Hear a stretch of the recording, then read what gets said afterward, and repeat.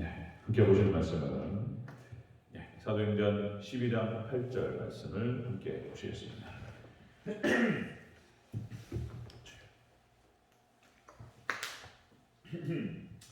사도행전 12장 8절.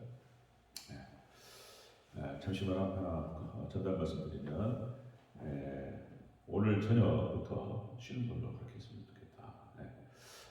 일정을 좀 조정하다 보니까 제가 본가 제가 오늘 저녁에 어머니 저녁 식사부터 하는 것이 좀 좋겠다 하는 생각이 들어서 그렇게 이해해 주시기 바랍니다.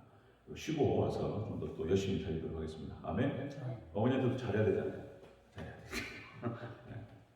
섭섭하실 것 같아요. 짧아 시간 짧아. 본가 저가 들어가려니까.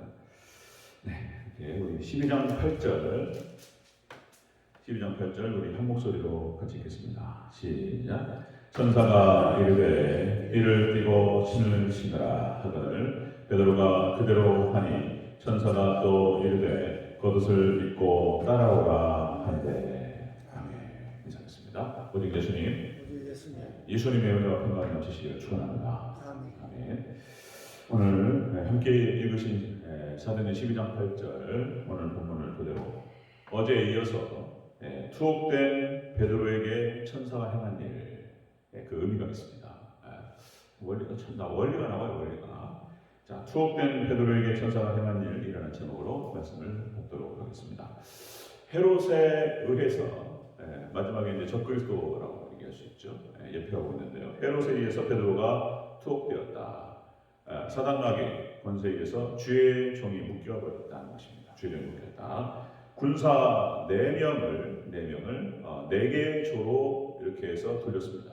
아주 그냥 그 물새틈 없이 철저히 지켰어요. 빠져나가지 못하게 딱 묶어놨어요. 자, 그 얘기가 이제 사절에 나와요. 그 표현 자체가. 우리 사절 같이 한번 읽어볼까요? 12장 4절 같이 씁니다. 시작. 잡음에 옥에 가두어 군인 4씩인 4팩에 맡겨 지키고. 그러니까 군인 4명씩 또 이것도 사사로 가요. 또 나쁜 건 또 다 사요. 이게 이제 이 4명씩을 갖다가 4패로 나눴다. 16명을 갖다가 해가지고 지금 쇠사슬로 묶었잖아요. 베드로를. 그런데 그것도 모자라가지고 혹시라도 뭐가 또 들어와가지고 또 이렇게 하는 거잖아요. 또 이제 교회에서 또 오는 것은 아닌가. 어쨌든 간에 4명씩을 해가지고 4패로 묶었다. 꼭꼭 묶어놨어요. 사실은. 이게 사단이 좀 묶는 거예요. 묶습니다. 그런데 하나님께서 천사를 보내셔서 베드로를 빼내십니다. 이제 그 장면이 좀 나타나는데요. 여기 이제 상징적인 의미가 있다라고 하는 것입니다. 이렇게 좀 들여다 보니까 진짜 제가 겪었던 저의 경험을 얘기하는 것 같기도 하고, 또 들여다 보니까 또 성경에 나타나는 주의 사역자들 다 공통점이 다 있어요. 이렇게 자 이런 얘기가 나타나는 것이죠. 자, 투옥된 베드로에게 천사가 찾아와서 찾아와 딱 방문합니다. 찾아와서 두 번째로 다시 일어나게 했다는 것입니다. 다시 깨어나게 하시고, 세 번째로 자유케 했다는 거예요. 풀어놓습니다. 자, 복음 사역을 감당할 수 있도록 그렇게 풀어놓습니다. 자, 오늘 네 번째 보겠습니다. 연결시켜서 투옥된 베드로에게 천사가 행한 일의 의미. 자, 네 번째로 띠를 띠고 신을 신으라 이렇게 얘기합니다. 자, 8절 초반부를 같이 읽겠습니다. 시작. 천사가 이르되 띠를 띠고 신을 신으라 하거늘. 아멘. 띠를 띠고 신을 신는다. 생각나는 거 있으신가요? 띠를 띠고 신을 신는다. 에베소 6장 말씀에 나타나죠. 진리의 허리띠를 띠고 복음의 신문을 신는다. 이제 이렇게 연관시킬 수 있을 것 같다는 것이죠. 자, 그러니까 하나님의 사역을 준비시키시는 겁니다. 하나님께서. 그러니까 이제 나가서 또 강력하게 복음을 선포하게 될 거예요. 베드로가. 자, 이거 신을 신는다라고 하는 뜻은 이런 뜻을 갖고 있습니다. 원어에서 신을 신다, 아래로 묶다라는 뜻이 있습니다. 고개를 숙이고 묶는 거예요. 신발끈은 우리가 운동화 같은 거 묶을 때 그렇게 하죠. 신발을 묶는 거예요. 자, 그러니까 이제 걷고 뛰기 위해서 신발끈을 제대로 딱 묶는 거예요. 이제 우리 달릴 때, 뛸 때 신발끈이 제대로 안 묶이면은 이게 안 되잖아요. 덜렁덜렁거리고 뛰는 게 걷는 게 어렵잖아요. 딱 묶는 거예요. 자, 에베소서 6장 14절 15절에서 이런 말씀하십니다. 그런즉 서서 진리로 너희 허리띠를 띠고 의의 호신경을 붙이고 평안의 복음이 준비한 것으로 신을 신고. 그래서 이제 진리로 딱 허리띠 바지 내려가면 안 되잖아요. 이게 딱 놓는 거예요. 그리고 신발 딱 내고 그리고 이제 가운데다 이제 호신경 그러니까 이제 지금은 이제 방탄복 같은 것이죠. 여기 찔리거나 닿으면 이제 사망으로 갈 수 있기 때문에 딱 여기 호신경을 붙이는 것입니다. 무장하는 거예요. 자 그렇게 해서 하나님께서 주의 종들을 그렇게 하나님의 일로 준비시키신다는 것입니다. 딱 묶어. 그러니까 이제 구약과 신약에 있는 그 사도들과 선지자들 다 비슷한 과정이 있습니다. 역시 이제 모세도 하나님께서 준비를 시키십니다. 그죠?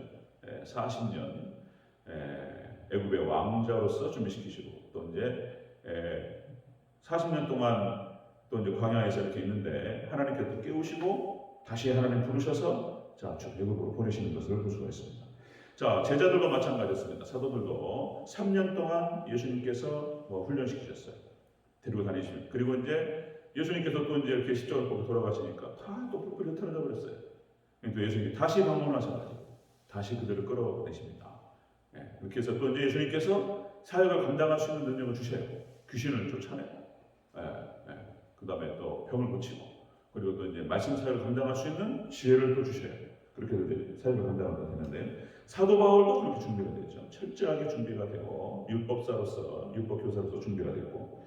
그리고 이제 예수님을 다메섹 도상에서 만난 다음에 3년 동안 아라비아 광야에서 하나님과 교통합니다. 3년 동안 무슨 일이 있었을까? 우리 신약 학자들도 다 그렇게 얘기합니다. 3년 동안 아라비아 광야에서 모세가 40년 동안 광야에 있었던 것처럼 아라비아 광야에서 하나님과 교통하고 그리고 사도들과 소통이 이루어졌다라고 보는 거예요. 그리고 이제 3년 동안 그렇게 한 다음에 다소에서 또 이렇게 나름대로 딱 대기하고 있는 상태죠. 그런 상태에서 바나바를 통해서 안디옥교로 이렇게 초청이 되고 사역이 시작되는 것을 볼 수 있습니다. 자, 추억된 베드로에게 천사가 찾아왔다. 이 행한 일의 의미. 첫 번째로 네 번째로 띠를 띠고 신발을 신으라. 그래서 진리의 띠를 띠고 복음의 신발을 신다. 하나님의 사역을 위해 준비되는 그런 모습을 볼 수 있습니다. 자, 다섯 번째 마지막 보겠습니다. 자, 투옥된 베드로에게 천사가 행한 일의 의미. 다섯 번째, 겉옷을 입고 따라오라. 이렇게 합니다. 8절 처음부터 끝까지 같이 읽겠습니다. 시작. 천사가 이르되 띠를 띠고 신을 신으라 하거늘 베드로가 그대로 하니 천사가 또 이르되 겉옷을 입고 따라오라 한대. 아멘. 겉옷을 입고 따라오라.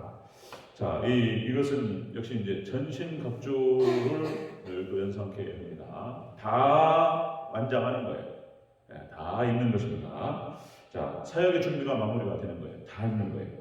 여기서 입고 겉옷을 입고라고 하는 뜻이 이제 두르다 그런 뜻이 두르다라는 뜻이 있어요. 옷을 입다는 뜻이 있는데 두르다. 당시에 유대인의 옷 자체가 그런 거였었죠. 이제 일교차가 심하다 보니까 겉옷을 담요 같은 거예요. 담요 같은 거. 이게 일교차가 심하고 낮에는 너무 뜨겁고 이제 팔레스타인 땅이 사막화가 되다 보니까 일교차가 심해지는 거예요. 이게 나무가 있고 이렇게 있으면은 다 걔네들이 열도 흡수하고 다 조정해요. 나무들이. 근데 나무가 없다 보니까 이게 이제 그렇게 되는 거예요. 돌과 모래 이런 것들은 금방 식고 금방 따가워져요.